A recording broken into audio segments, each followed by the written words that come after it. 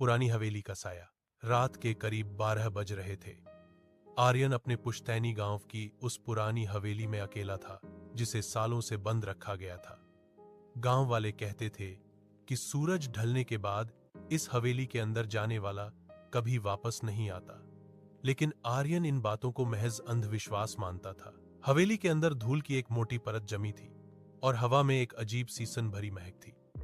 आर्यन अपने कमरे में सोने की कोशिश कर रहा था, तभी उसे बगल वाले कमरे से छम छम की आवाज सुनाई दी, जैसे कोई भारी पायल पहनकर चल रहा हो। उसने हिम्मत जुटाई और टॉर्च लेकर उस कमरे की ओर बढ़ा। कमरे का दरवाजा अपने आप धीरे से खुला चर्रर। अंदर कोई नहीं था, बस दीवार पर एक विशाल धुंधला आईना लगा था। जैसे ही आर्यन आईने के सामने पहुंचा, उसकी रूह कांप गई। खौफनाक मंजर।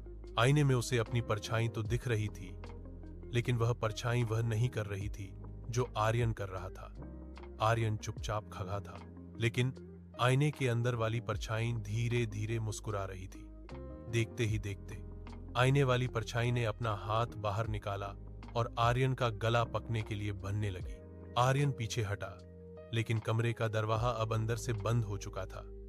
उसने मुड़ कर देखा तो फर्श पर गीले पैरों के निशान थे जो सीधे उसी की तरफ बा रहे थे, जबकि कमरे में उसके अलावा कोई और नहीं दिख रहा था। अगले दिन गांव वालों ने हवेली का दरवाजा तोड़ा।